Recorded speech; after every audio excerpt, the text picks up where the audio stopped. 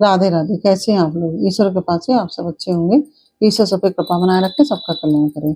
आज हम बताने जा रहे हैं शिव महापुराण का विदेशा संहिता का 23वां और 24वां अध्याय।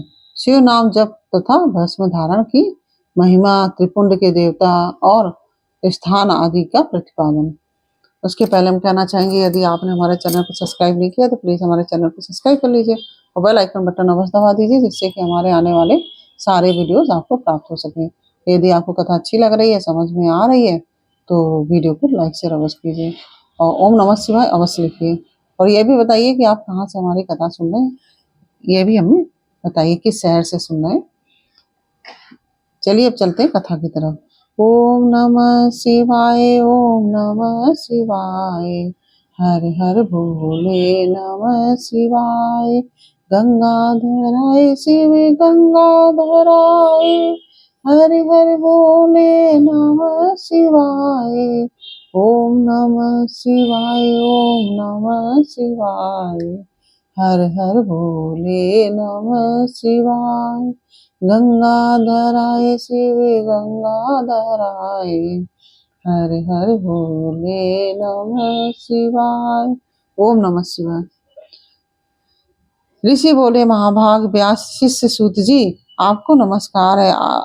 अब आप उस परम उत्तम भस्म महात्म का ही वर्णन कीजिए। भस्म महात्म, रुद्राक्ष महात्म तथा उत्तम नाम महात्म, इन तीनों का परम प्रसन्नता पूर्वक प्रतिपादन कीजिए और हमारे हृदय को आनंद दीजिए। सूत जी ने कहा कि महर्षियों, आपने बहुत उत्तम बात पूछी है। ये समस्त लोगों के लिए हितकारक विषय है। जो लोग भगवान शिव की उपासना करते हैं वे धन्य हैं, कृतार्थ हैं। उनका देह धारण सफल है तथा उनके समस्त कुल का उद्धार हो गया है। उनके मुख में भगवान शिव का नाम है। जो अपने मुख से सदा शिव और शिव इत्यादि नामों का उच्चारण करते रहते हैं, पाप उनका उसी तरह स्पर्श नहीं करते जैसे खदिर वृक्ष के अंगार को छूने का साहस कोई भी प्राणी नहीं कर सकते। हे श्री शिव, आपको नमस्कार है। श्री शिवाय नमस्तभ्यम। ऐसी बात जब मुंह से निकलती है तब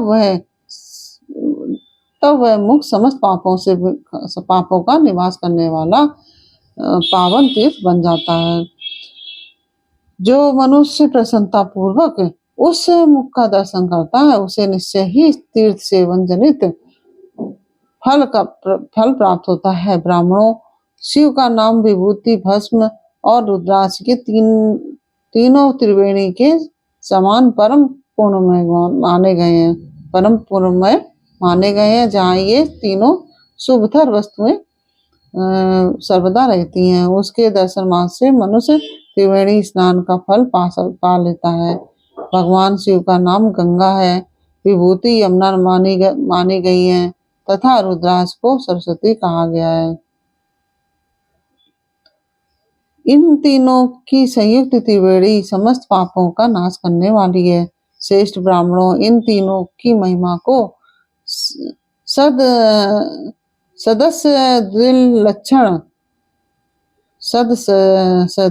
लक्षण भगवान महेश्वर के बिना दूसरा कौन भली भांति जानता है। इस ब्रह्मांड में जो कुछ है वह सब केवल महेश्वर ही जानते हैं। विप्रगण, मैं अपनी श्रद्धा भक्ति के अनुसार संक्षेप में भगवान नामों की महिमा का कुछ वर्णन करता हूँ। तुम सब लोग प्रेम पूर्वक सुनो। वह नाम महात्म समस्त पापों को हर लेने वाला सर्वोत्तम साधन है। शिव इस नाम रूपी दावानल से महान पातक रूपी पर्वत अनायासी भस्म हो जाता है। यह सत्य है, इसमें संशय नहीं है। सौनक, पाप मूलक जो नाना प्रकार के दुख हैं वे एकमात्र शिव नाम भगवान नाम से ही नष्ट होने वाले हैं। दूसरे साधनों से संपूर्ण यत्न करने पर भी पूर्णतया नष्ट नहीं होते हैं। जो मनुष्य इस भूतल पर सदा भगवान शिव के नामों के जप में लगा हुआ है, वह वेदों का ज्ञाता है, वह पूर्ण आत्मा है तथा धन्यवाद का पात्र है तथा वह विद्वान माना गया है। मुने जिनका शिव नाम जप में विश्वास है, उनके द्वारा आचरित नाना प्रकार के धर्म तत्काल फल देने वाले उत्सुक हो जाते हैं। महर्षि भगवान शिव के नाम से जितने पाप नष्ट होते हैं, उतने पाप मनुष्य इस भूतल पर कर नहीं सकते। जो शिव नाम रूपी नौका पर आरूढ़ हो संसार रूपी समुद्र पार करते हैं, उनके जन्म मरण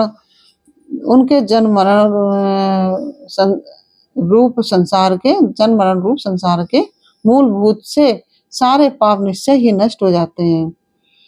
महामुनि संसार के मूलभूत पादक रूपी पादपों का शिव नाम रूपी कुठार से निश्चय ही नाश हो जाता है। जो पाप रूपी दावानल से पीड़ित हैं, उन्हें शिव नाम रूपी अमृत का पान करना चाहिए। जो पाप रूपी दावानल से पीड़ित है, उनको शिव रूपी नाम अमृत का पालन करना चाहिए। जो शिव रूपी नाम हमेशा बोलना चाहिए। पापों के दावानल से दग्ध होने वाले लोगों को उस शिव नामामृत के बिना शांति नहीं मिल सकती। जो शिव नाम रूपी सुधा की वृष्टि जनित धारा में गोते लगा रहे हैं, वे संसार रूपी दावानल के बीच में खड़े होने पर भी कदापि शोक के भागी नहीं होते। जिन महात्माओं ने मन में शिव नाम के प्रति बड़ी भारी भक्ति है, ऐसे लोगों की सहसा और सर्वथा मुक्ति होती है। मुनीश्वर, जिसने अनेक जन्मों तक तपस्या की है, उसी की शिव नाम के प्रति भक्ति होती है, जो समस्त पापों का नाश करने वाली है। जिनके मन में भगवान शिव के नाम के प्रति कभी खंडित न होने वाली असाधारण भक्ति प्रकट हुई है, उसी के लिए मोक्ष सुलभ है। यह मेरा मत है। जो अनेक पाप करके भी भगवान शिव के नाम जप में आदर पूर्वक लग गया है, वह समस्त पापों से मुक्त हो ही जाता है, इसमें संशय नहीं है। जैसे वन में दावानल से दग्ध हुए वृक्ष भस्म हो जाते हैं, उसी प्रकार शिव नाम रूपी दावानल से दग्ध होकर उस समय तक के सारे पाप भस्म हो जाते हैं। सौनक, जिसके अंग नित्य भस्म लगाने से पवित्र हो गए हैं तथा जो शिव नाम जप का आदर करने लगा है, वह घोर संसार सागर को भी पार कर लेता है। संपूर्ण वेदों का अवलोकन करके पूर्ववर्ती महर्षियों ने यही निश्चित किया है कि भगवान शिव के नाम का जप संसार सागर को पार करने के लिए सर्वोत्तम उपाय है। मुनिवरों, अधिक कहने से क्या लाभ। मैं शिव नाम के सर्व पापहारी महात्म्य का एक ही श्लोक में वर्णन करता हूँ। भगवान शंकर के एक नाम में भी पाप हरण की जितनी शक्ति है, उतना पातक मनुष्य कभी कर ही नहीं सकता। मुने, पूर्व काल में महापापी राजा इंद्रधुम्न ने शिव नाम के प्रभाव से ही उत्तम सद्गति प्राप्त की थी। इसी तरह कोई ब्राह्मणी युवती भी जो बहुत पाप कर चुकी थी, शिव नाम के प्रभाव से ही उत्तम गति को प्राप्त हुई। द्विजवरों, इस प्रकार मैंने तुमसे भगवान नाम के उत्तम महात्म का वर्णन किया है। अब तुम भस्म का महात्म सुनो, जो समस्त पावन वस्तुओं को भी पावन करने वाला है। महर्षियों, भस्म संपूर्ण मंगलों को देने वाला तथा उत्तम है। इसके 2 भेद बताए गए हैं। उन भेदों का मैं वर्णन करता हूँ, सावधान होकर सुनो। एक तो महाभस्म जानना चाहिए और दूसरे को स्वल्प भस्म। महाभस्म के भी अनेक भेद हैं, वह 3 प्रकार का कहा गया है। स्रोत, स्मार्त और लौकिक। स्वल्प भस्म के भी बहुत से भेदों का वर्णन किया गया है। स्रोत और स्मार्त भस्म को केवल द्विजों के ही उपयोग में आने के योग कहा गया है। तीसरा जो लौकिक भस्म है, वह अन्य सब लोगों के भी उपयोग में आ सकता है। श्रेष्ठ मुनियों ने यह बताया है कि द्विजों को वैदिक मंत्र के उच्चारण पूर्वक भस्म धारण करना चाहिए। दूसरे लोगों के लिए बिना मंत्र के ही केवल धारण करने का विधान है। जले हुए गोबर से प्रकट होने वाला भस्म आग्नेय कहलाता है। जो जले हुए गोबर से जो भस्म बनाई जाती है उसको आग्नेय कहते हैं। महामुने वह भी त्रिपुंड का द्रव्य है। ऐसा कहा गया है कि अग्निहोत्र से उत्पन्न हुए भस्म में भी मनीषी पुरुषों को संग्रह करना चाहिए। अन्य यज्ञ से प्रकट हुआ भस्म भी त्रिपुंड धारण के काम में आ सकता है। जाबालोपनिषद में आए हुए अग्नि इत्यादि 7 मंत्रों द्वारा जल मिश्रित भस्म से धूलन यानी कि विभिन्न अंगों में मर्दन या लेपन करना चाहिए। महर्षि जाबाली ने सभी वर्णों और आश्रमों के लिए मंत्र से या बिना मंत्र के भी आदर पूर्वक भस्म से त्रिपुंड लगाने की आवश्यकता बताई है। समस्त अंगों में सजल भस्म को मलना अथवा विभिन्न अंगों में तिरछा त्रिपुंड लगाना, इन कार्यों को मोक्षार्थी पुरुष प्रमाद से भी ना छोड़े, ऐसा श्रुति का आदेश है। भगवान शिव और विष्णु ने भी त्रियक त्रिपुंड धारण किया है। अन्य देवियों सहित भगवती उमा और लक्ष्मी देवी ने भी वाणी द्वारा इसकी प्रशंसा की है। ब्राह्मणों, क्षत्रियों, वैश्यों, शूद्रों, वर्ण संकरों तथा जाति भ्रष्ट पुरुषों ने भी उद्दूलन एवं त्रिपुंड के रूप में भस्म धारण किया है। इसके पश्चात भस्म धारण तथा त्रिपुंड की महिमा एवं विधि बताकर सूत जी ने फिर कहा, महर्षियों, इस प्रकार मैंने संक्षेप में त्रिपुंड का महात्म बताया है। यह समस्त प्राणियों के लिए गोपनीय रहस्य है, अतः तुम्हें भी इसे गुप्त ही रखना चाहिए। मुनिवरों, ललाट आदि सभी निर्दिष्ट स्थानों में जो भस्म से तीन तिरछी रेखाएं बनाई जाती हैं, उन्हीं को विद्वानों ने त्रिपुंड कहा है। भौहों के मध्य भाग से लेकर जहां तक भौहों का अंत है, उतना बड़ा त्रिपुंड ललाट में धारण करना चाहिए। मध्यमा और अनामिका उंगली से 2 रेखाएं करके बीच में अंगुष्ठ द्वारा प्रतिलोम भाव से की गई रेखा त्रिपुंड कहलाती है। अथवा बीच की 3 उंगलियों से भस्म लेकर यत्न पूर्वक भक्ति भाव से ललाट में त्रिपुंड धारण करें। त्रिपुंड अत्यंत उत्तम तथा भोग को मोक्ष देने वाला है। त्रिपुंड की तीनों रेखाओं में से प्रत्येक के 9 देवता हैं, जो सभी अंगों में स्थित हैं।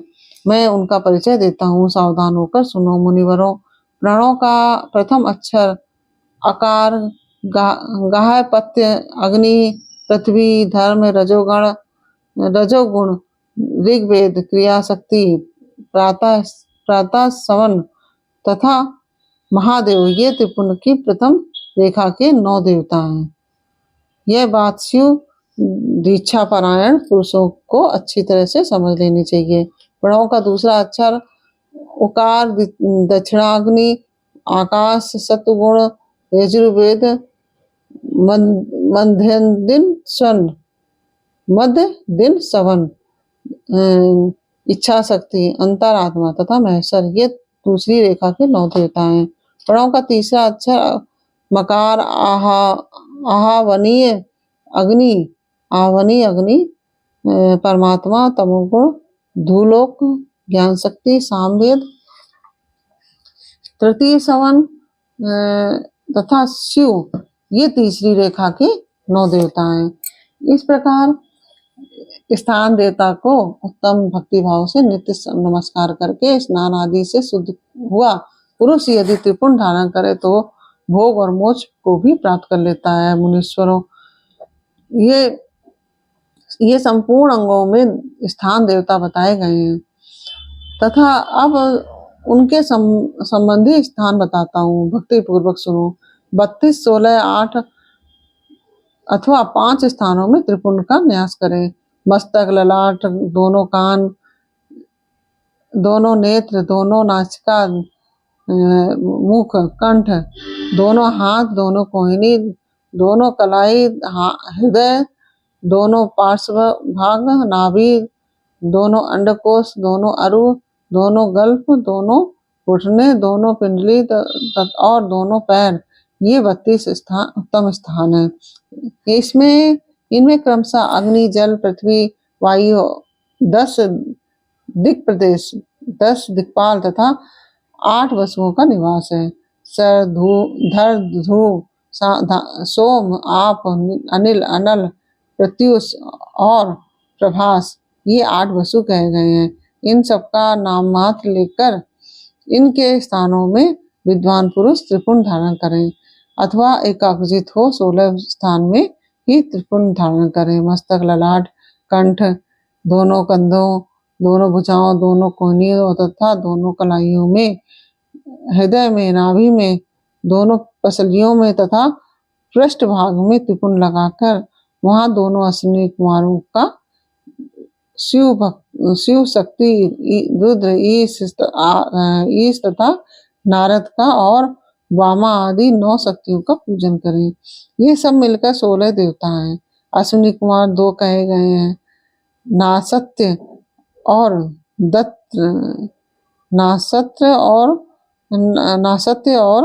दस्त्र अथवा मस्तक, केश, दोनों कान, मुख, दोनों भुजा, हृदय, नाभि, दोनों उरु, दोनों जानु, दोनों पैर और पृष्ठभाग, इन 16 स्थानों में 16 त्रिपुंड का न्यास करें।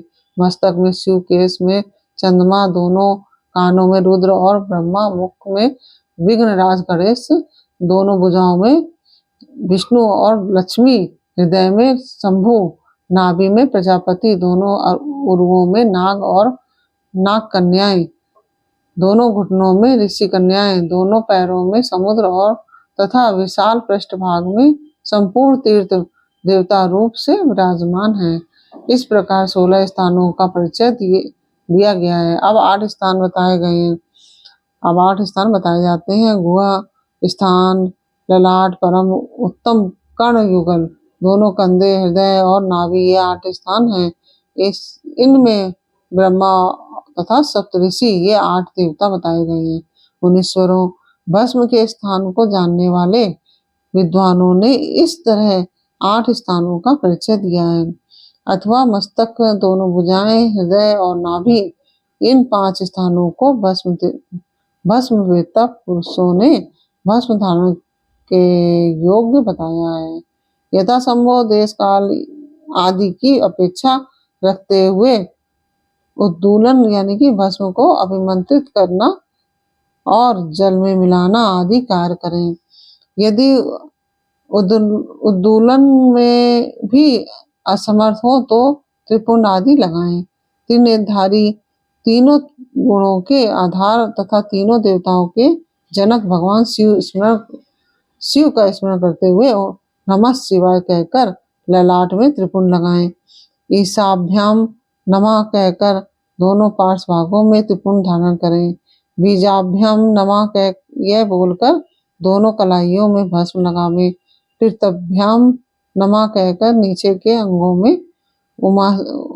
उमेशाभ्याम कहकर ऊपर के अंगों में तथा भीमाय नमः कहकर पीठ में और सिर के पीछे भाग में त्रिपुंड लगाना चाहिए। इस प्रकार से यह 23वां और 24वां अध्याय पूर्ण हुआ। यह अध्याय आपको कैसा लगा ये हमें कमेंट बॉक्स में अवश्य बताइए।